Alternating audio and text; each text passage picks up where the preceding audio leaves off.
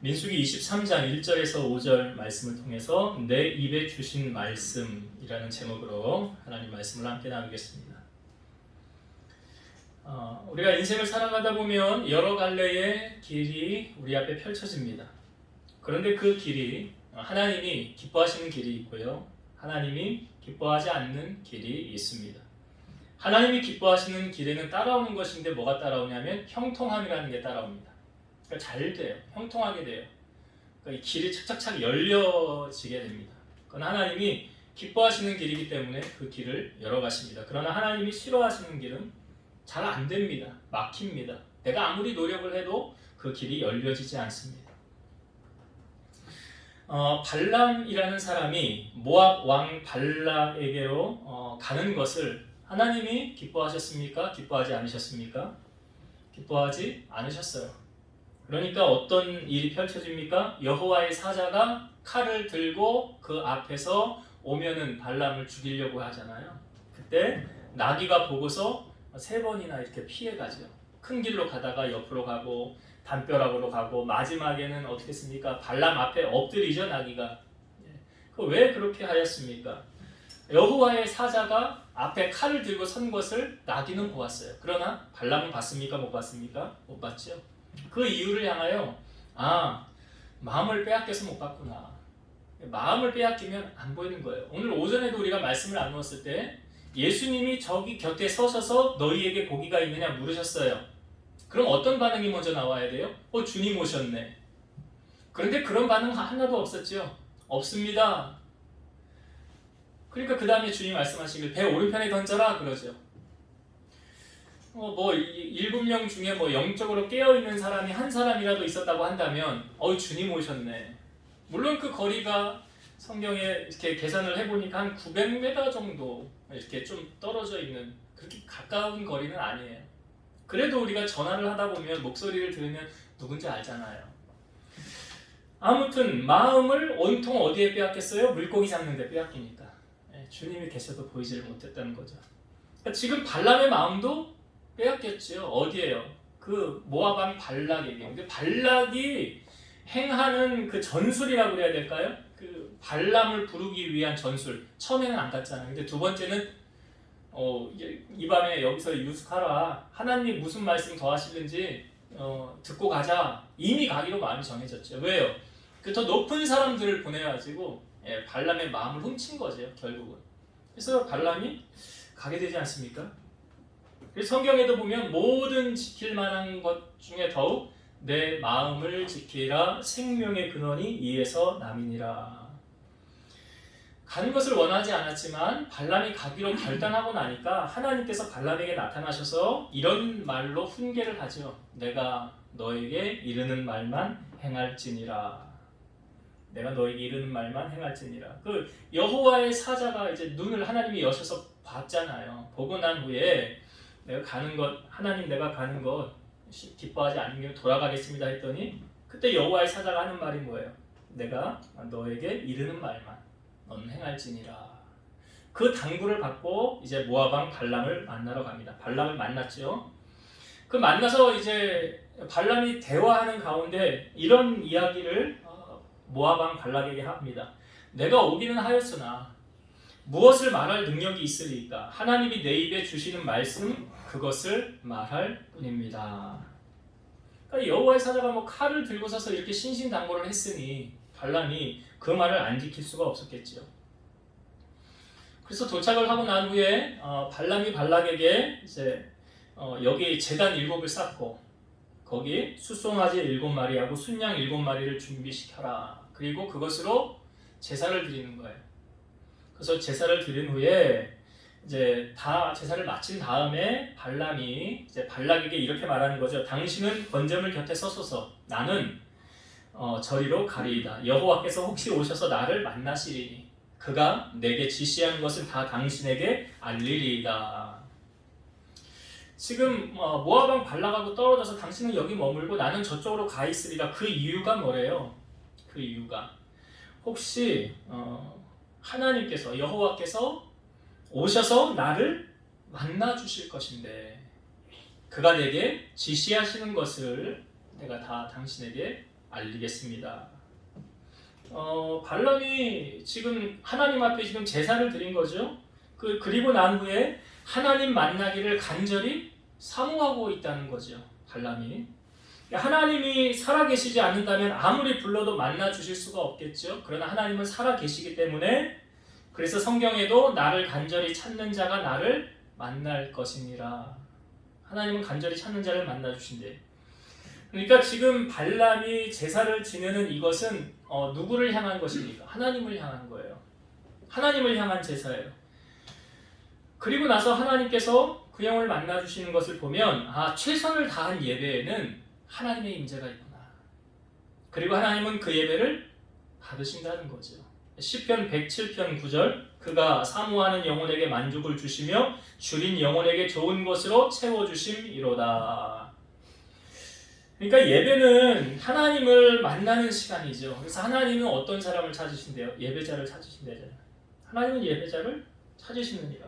그러니까 우리가 신앙생활하면서 나는 하나님을 만나고 싶다라는 간절한 소원이 있으면 예배에 올인을 하셔야 돼요. 그러니까 예배를 통해서 하나님이 우리를 만나주시는 거예요. 그때 임재하셔서 말씀해 주시고 내가 부르짖을 때 내 기도에 응답을 해주신다는 것입니다. 그러니까 지금 하나님께서 발람에게 나타나셔서 임하시는 시제가 어디냐? 시간이 언제냐? 자, 4절의 말씀을 한번 다시 봅시다. 4절 하나님이 발람에게 임하시는지라 발람이 아뢰되 내가 7 제단을 쌓고 각 제단에 숫송아지와 순양을 드렸나이다. 자, 중요한 것이 하나님이 발람에게 임하시는데요. 언제 임했느냐 이거예요. 그러니까 발람이 바로 아뢰되 뭐라고 아뢰입니까? 내가 7 제단을 쌓고 각 제단에 숫송아지와 순양을 드렸나이다. 그러니까 하나님을 향하여 제단을 쌓은 그 시점에 하나님께서 발람을 만나 주시더라. 그러니까 예배는 하나님 만나는 시간. 예배는. 그래서 하나님 예배자 찾으시는 거예요. 그러니까 하나님께 정성과 가치. 그러니까 하나님이 그냥 예배 우리가 그냥 앉아서 예배 드리지 뭐 그냥 잠깐 앉아있다 가면 되잖아. 그런 개념이 아니라요. 하나님은 우리가 하나님 앞에 어떠한 마음가짐으로 어떠한 가치를 두고 하나님을 예배하는 예배가 워십이잖아요. 워십이 영어가 가치 있는 가장 가치 있는 행위를 드리는 거예요. 내가 가장 가치 있는 그것을 드리는 행위가 무엇입니까? 예배예요. 그게 예배예요. 그러니까 헐레벌떡 뛰어와서 시간 때우는 게 예배가 아니에요.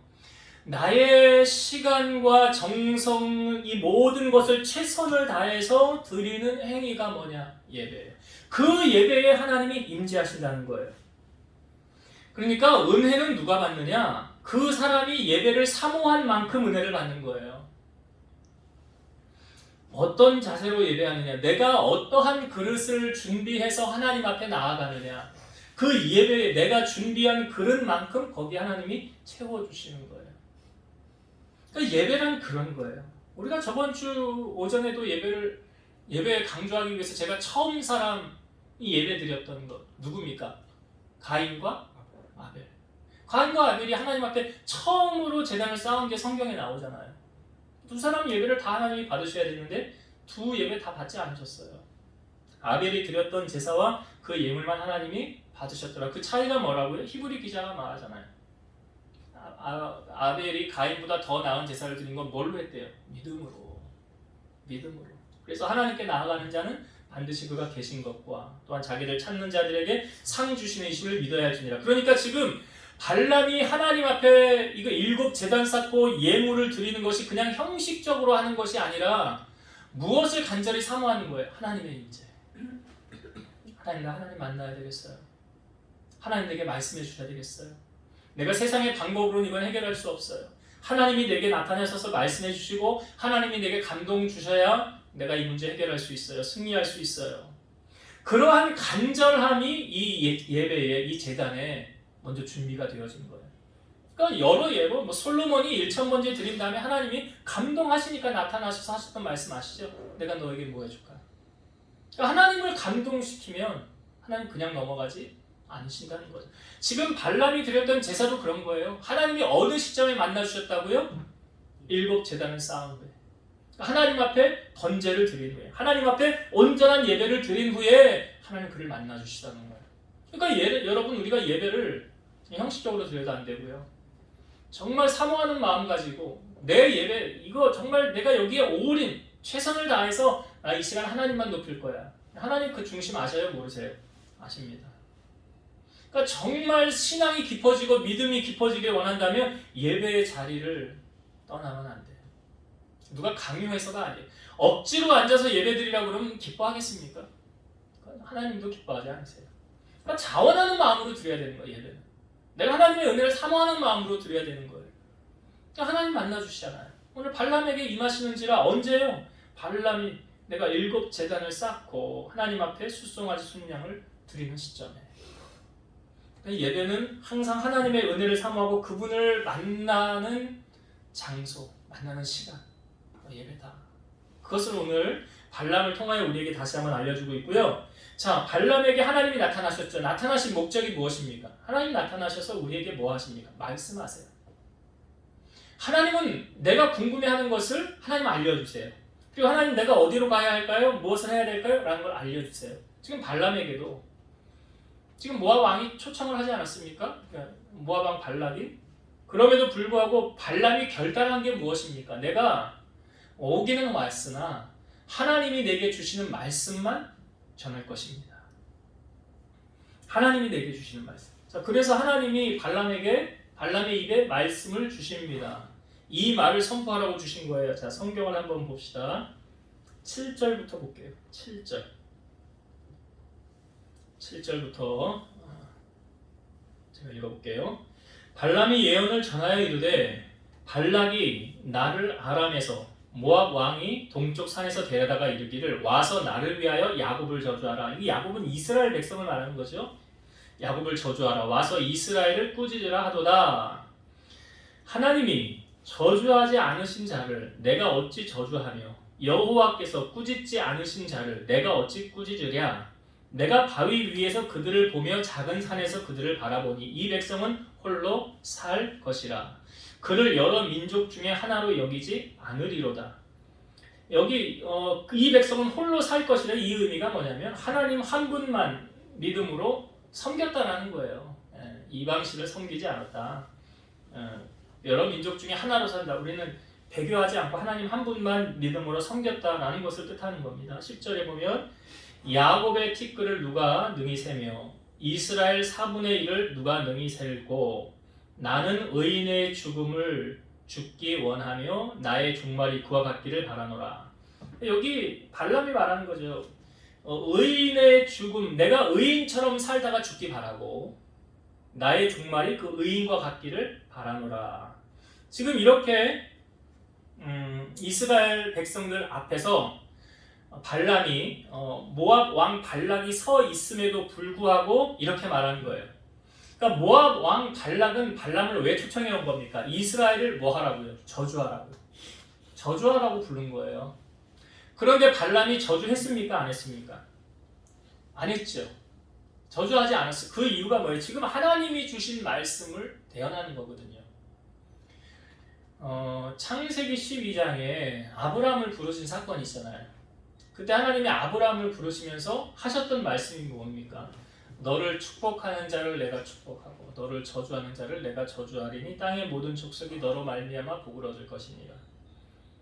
그러니까 하나님의 백성을 저주하면 그 저주를 하나님께서 그 사람에게 부어주시고 하나님의 백성을 축복하면 그 축복을 하나님이 그 사람에게 축복한 사람에게 부어주신다는 거예요. 그러니까 여기 8절에도 말씀에도 보면 하나님이 저주하지 않으신 자를 내가 어찌 저주하겠느냐 그러잖아요. 그러니까 하나님이 축복하시는 사람을 내가 저주하면 그 저주가 나에게 임하는데 그거 하겠느냐 그거예요.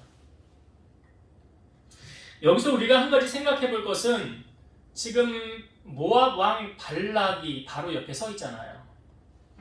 모압 왕 발락, 모압에서 가장 높은 사람이에요. 그럼 모압 왕 발락의 말을 우리가 들어야 될까요? 아니면 하나님의 말씀을 들어야 될까요? 우리 당연히 하나님의 말씀이라고 그래요. 당연해요. 근데 실제 우리의 삶 속에서 이런 일이 닥쳤을 때 하나님은 이걸 하지 말라고 그러는데 나에게 모든 전폭적인 지원을 해주는 사람은 이걸 하라고 그래. 너 안 하면 너 지원 다 끊을 거야. 안 하면 너 끝이야. 그러면 당장 곤란해지는데요. 당장 어려워지는데요. 나 일 못하는데요. 그러면 우리가 그런 상황에서 또 그 사람 말을 듣지 않고 하나님 말씀을 들을 수 있는가? 지금 우리가 이 발람을 통하여서 이거 이 모압 왕인데 왕의 비유를 맞추지 않고 지금 누구의 비유를 맞추고 있어요? 하나님의 비유를 맞추고 있잖아요. 하나님의 비유를 맞추고 있잖아요. 지금 발람은 누가 하라는 대로 하고 있습니까? 자, 11절, 12절 봅시다. 11절과 12절. 발락이 발람에게 이르되 그대가 어찌 내게 이같이 행하느냐? 나의 원수를 저주하려고 그대를 데려왔거늘 그대가 오히려 축복하였도다. 발람이 대답하여 이르되 여호와께서 내 입에 주신 말씀을 내가 어찌 말하지 아니할 수 있으리까? 이 지금 모압 왕 발락이 화가 난 거예요. 내가 널 왜 데려왔는데 너 이스라엘 백성들 저주하라고 내가 데려온 거 아니야? 근데 오히려 뭐 하고 있어? 너 지금 축복하고 있냐? 그랬더니 발람이 뭐라고 그래? 여호와께서 내 입에 그 말씀을 주셨는데 내가 어찌 그 말씀을 선포하지 않을 수 있습니까? 지금 발람은 누가 하라는 대로 하는 거예요? 하나님이 하라는 대로 하고 있어요. 하나님이 하라는 대로. 여러분의 목숨줄은 누가 쥐고 있습니까? 또한 우리의 영혼은 나중에 어디로 갈까요? 누구 앞에 서지요? 이 땅에서 실질적인 권력을 가진 그 사람 앞에서 내가 심판을 받나요? 아니죠. 마태복음 10장 28절 몸은 죽여도 영혼은 능히 죽이지 못하는 자들을 두려워하지 말고 오직 몸과 영혼을 능히 지옥에 멸하실 수 있는 이를 두려워하라. 몸은 죽여도 영혼은 죽이지 못하는 자들은 두려워하지 말래요. 이게 뭐냐면 이 땅에서 실질적으로 나에게 영향력 행사하는 사람. 그 사람은 누굴까요? 있겠죠. 여러분들에게 실질적 영향력 행사하는 사람 있잖아요. 근데 그 사람 두려워하지 말고 그 다음 나온 말이 오직 몸과 영혼을 능히 지옥에 멸하실 수 있는 이 누구예요? 하나님. 하나님 두려워하라. 그 다음에 조금 몇 절 지나서 나오는 말씀이 뭐냐면 마태복음 10장 32, 33절 누구든지 사람 앞에서 나를 시인하면 나도 하늘에 계신 내 아버지 앞에서 그를 시인할 것이요 누구든지 사람 앞에서 나를 부인하면 나도 하늘에 계신 내 아버지 앞에서 그를 부인하리라. 이게 무슨 말인지 아시죠? 우리가 이 땅에 살면서 예수 믿는 걸 속여. 다른 사람 앞에서. 왜? 얘기하면 괜히 불리하거든. 근데 지원이 끊어질 수 있거든. 그러니까 그 말이에요. 누구든지 사람 앞에서 나를 시인하면 나도 하나님 아버지 앞에서 너를 시인할 것인데 만약에 사람 앞에서 나를 부인하면 나도 하늘에 계신 내 아버지 앞에서 그를 부인하리라. 적용을 해보세요, 여러분들. 나는 사람들 앞에서 나 크리스찬이야. 나 예수 믿는 사람이야. 나 교회 다녀. 라고 당당하게 이야기하고 있는가? 아니면 쭈삣쭈삣하면서 숨기고 내 정체성을 드러내지 않고 감추고 있는가? 그거에 따라서 예수님도 뭐라고 그러세요? 하나님 아버지 앞에서 시인할 수도 있고 부인할 수도 있대. 그 내가 하기에 달린 거예요. 내가 하기 달린 거라고요. 제가 가만히 보면 왜 떳떳하게 시인을 못하는가 라는 뭐 여러 가지 이유가 있지만 그 사람이 예수 믿는 행실을 잘 못하기 때문에 당당하게 세상에서 빛과 소금의 역할을 감당하면 나는 크리스찬이에요. 나는 예수 믿어요. 예수 믿고 나는 행복해요. 교회 다녀요. 이렇게 떳떳하고 당당하게 이야기할 수 있는 사람, 신앙생활 잘하는 사람이겠죠. 그러나 내 행실이 옳지 못하면 자꾸 숨기려고 그러겠죠. 예수 믿는 것을. 오늘 발람을 통하여 우리에게 보여주시면 말씀을 정리하고 마칠게요. 하나님께서 지금 발람이 하나님을 만나길 간절히 소망하죠. 하나님 내게 말씀해 주셔야지요. 이게 뭐냐? 기도 응답이에요. 기도 응답 받아야 되잖아요. 우리가 하나님 앞에 기도하고, 제가 기도는 뭐라고 그랬어요? 나 할 말 하나님 앞에 다 하고 나 끝! 하고 가는 게 기도라고 그랬어요? 아니라고 그랬잖아요. 아니라고 그랬잖아요. 기도는 언제까지 하는 거라고 그랬어요? 응답 받을 때까지. 응답. 내가 하나님 앞에 구하고 하나님 이제 내게 말씀해 주셔야지요. 내게 응답해 주셔야지요. 그 응답 받을 때까지 기도하는 거예요.